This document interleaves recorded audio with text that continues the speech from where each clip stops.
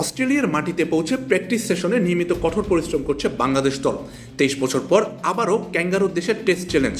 13 August থেকে শুরু প্রথম টেস্ট ম্যাচ, কিন্তু মাঠে নামার আগেই সবচেয়ে বড় প্রশ্নটা ঘুরপাক খাচ্ছে, বাংলাদেশের টপ অর্ডার এবার কতটা প্রস্তুত।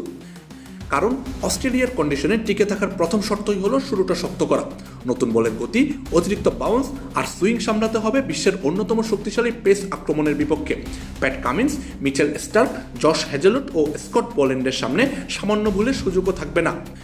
এই কঠিন পরীক্ষার আগে বাংলাদেশের টপ অর্ডার নিয়ে স্বস্তিতে নেই টিম ম্যানেজমেন্ট। মূল প্রশ্ন, তানজিদ হাসান তামিমের সঙ্গে থাকবেন কে?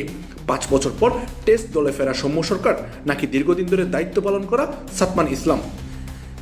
সাম্প্রতিক সিরিজগুলোর পারফরমেন্সই এই আলোচনার মূল কারণ। জিম্বাবুয়ে ও পাকিস্তানের বিপক্ষে প্রত্যাশা অনুযায়ী রান করতে না পারায় দল থেকে বাদ পড়েছেন মাহমুদুল হাসান জয়। তার জায়গায় আবারও সুযোগ এসেছে সৌম্য সরকারের সামনে। 2015 সালে টেস্ট অভিষেকের পর শুরুটা হয়েছিল দারুণ সম্ভাবনা নিয়ে। আক্রমণাত্মক ব্যাটিং দিয়ে দ্রুত নজর কেড়েছিলেন সৌম্য, তবে ধারাবাহিকতার অভাবে দীর্ঘদিন ছিলেন দলের বাইরে। এবার তার অভিজ্ঞতা, পেস বোলিং খেলার দক্ষতা এবং বিদেশি কন্ডিশনে মানিয়ে নেওয়ার সামর্থ্যকে কাজে লাগাতে চাইছে বাংলাদেশ।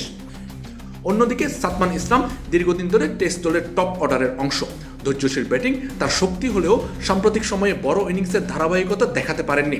তানজিদ হাসান তামিম সীমিত ওভারে আগ্রাসী ব্যাটিং দিয়ে নজর কেড়েছেন, কিন্তু অস্ট্রেলিয়ার বাউন্সি উইকেটে টেস্ট ক্রিকেটের নতুন চ্যালেঞ্জ অপেক্ষা করছে তার জন্যে। বাংলাদেশের সাম্প্রতিক ম্যাচগুলোর চিত্রও একই কথা বলে।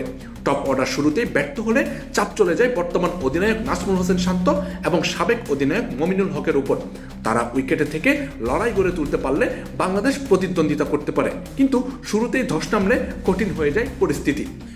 23 বছর পর অস্ট্রেলিয়ার মাটিতে ফিরে তাই বাংলাদেশের সামনে সবচেয়ে বড় পরীক্ষা হতে যাচ্ছে নিজেদের টপ অর্ডার।